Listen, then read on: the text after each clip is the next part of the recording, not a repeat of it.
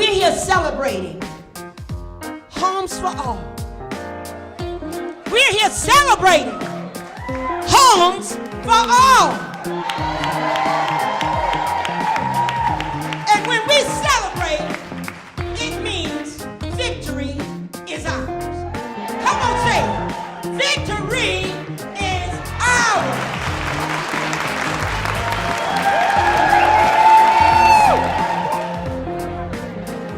I try to be at every Homes for All gathering because it's just an amazing place to kind of get grounded in the size and power of our movement. Once you step out and see the kind of national landscape, it's just a completely different feeling.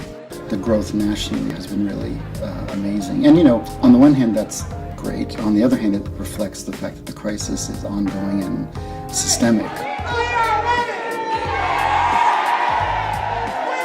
I love the aha moments about this week. The way that remembering when I was young and feeling like I'm not alone, I am really a part of a community. We have folks here who have never left their city and have traveled across the country because of a value that housing is a human right and that we can be the change that we want to see. So we want you to dig in, open yourself up, embrace new ideas, be challenged, and also feel comfortable to step out there on faith to do something new. Movements need strategy.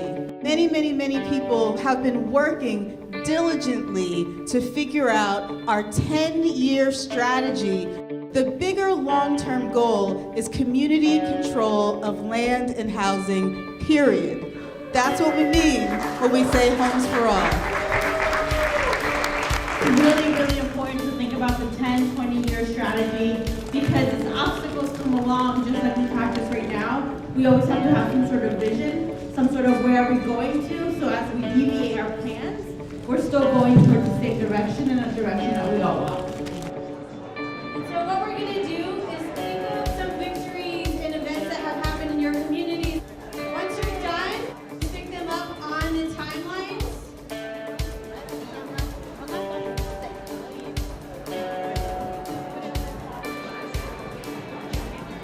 I think intersectionality is critical to movement building.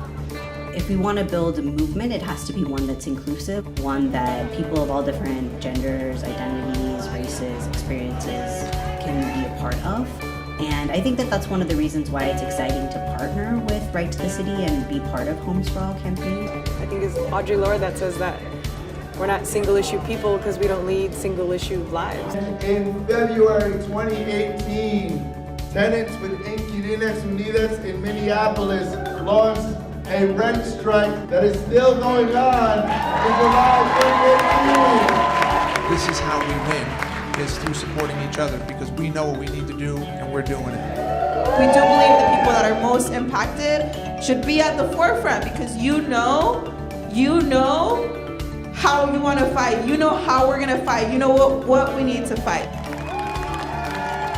To deserve better together, we can obtain better. Because your issue and her issue might not be the same thing, but they're related and they're intertwined. You don't have to live like this, and someone else is doing this to you.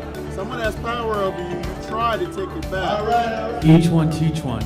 It is up to all of us to grow the movement. Each one of us is committed to training, supporting, and mentoring the next member.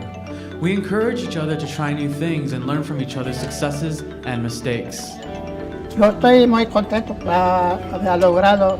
Hay que seguir avanzando, seguir luchando porque no hay que quedarse ahí. We so appreciate everything that you all have done. So we are you and you are us. Thank you. Yes!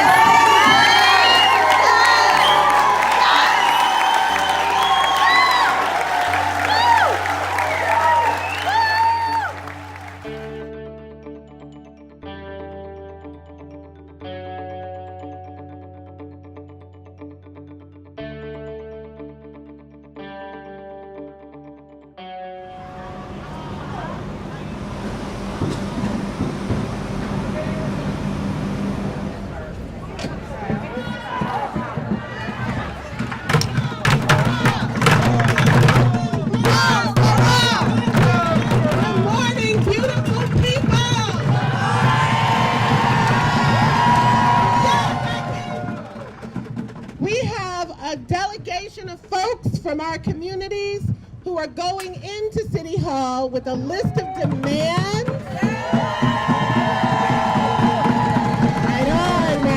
Right on. They are demanding to the City Council and the Mayor that the Beltline live up to its promises. Now, while they are doing that, we have an equally important job. We are going to take our signs and lift our voices, and we're going to make some laps around the house.